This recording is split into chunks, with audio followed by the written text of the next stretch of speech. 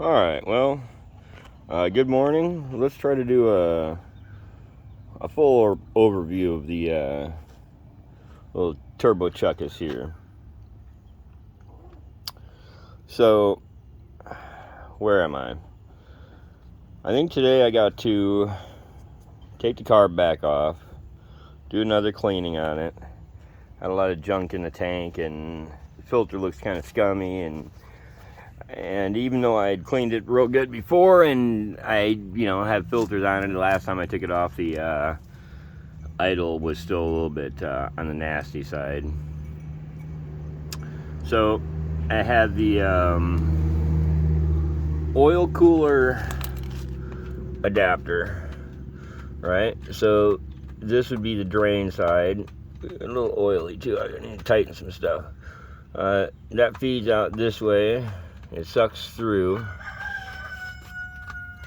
here into this oil catch can that is basically set up as a sump, and then it returns into the oil system right there, and that is being drawn in through the pump that's in that case right inside of here. Alright, the pump pressurizes the case with almost no PSI and feeds into this line right here, which is feeding into the turbo. The turbo then drains out around there to here into that sump.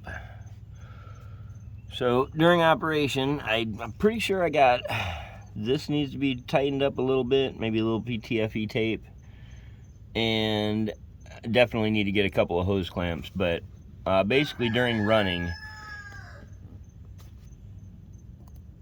this is full, the filter will fill, so this is getting a constant feed.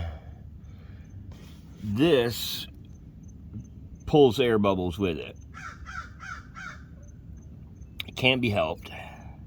Like I said, I think there's a tiny leak right here, and I probably need to PTFE tape that fitting right there too, to be fair. But it's always pulling a little bit of air from the turbo, right? There's a good vacuum, so there's always, these journal bearings are always going to leak a little bit of air through them, or oil or something. There's a pressure differential there. Something's going to go one way or another.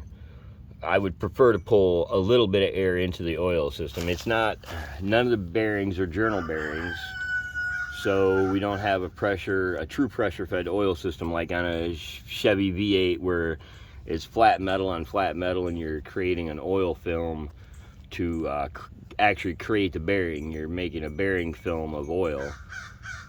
This is roller bearings, and we're just spraying those roller bearings with oil. So a 100% oil feed isn't necessary, even though I'm 100% positive we're getting 100% oil feed, because this line during operation never has air bubbles. It never gets air bubbles from the oil pump.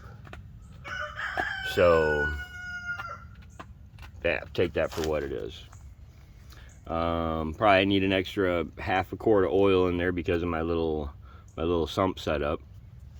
But that sump setup always maintains an oil reserve for that oil pump to pick up, even if it picks up a bubble here and there, and it does.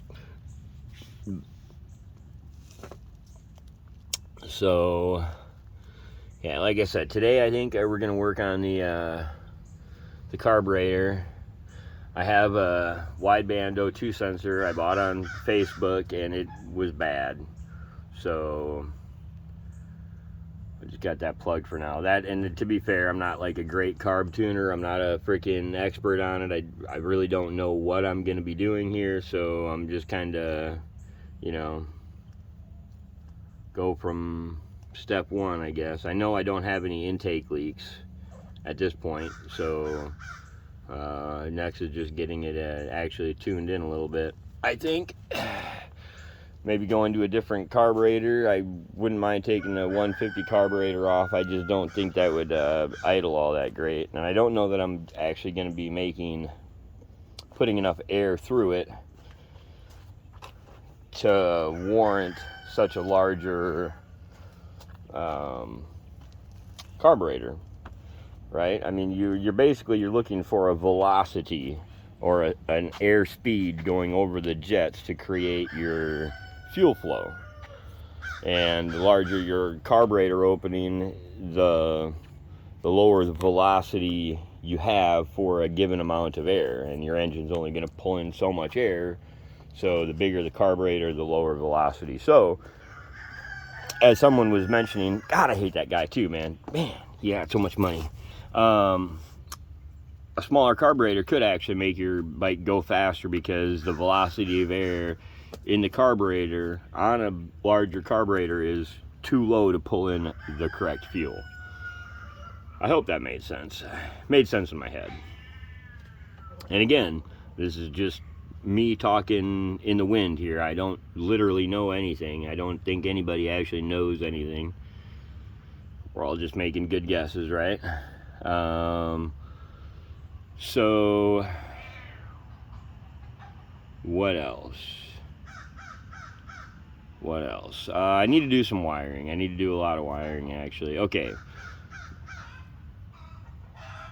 Yeah, I guess I'll just start with the carburetor today. Go from there, mess around with it a little bit. I have got a limited set of jets, so one thing at a time. Oh, so when I am idling, and this is why, another reason I'm taking the carb apart and cleaning it all out again, is my idle control screw seems to have like zero effect. Now, whether or not that's just way too big, again, maybe I'll have to watch some YouTube videos and go back and do some learning, but yeah, my idle screw actually doesn't seem to have any effect. So I'm going to clean out the circuits real good here this morning, and I guess we'll go from there. Hey, kitty. All right, big kitty. All right. Well, have fun. If there's any questions, I'm probably the wrong person to ask, to be quite honest. But,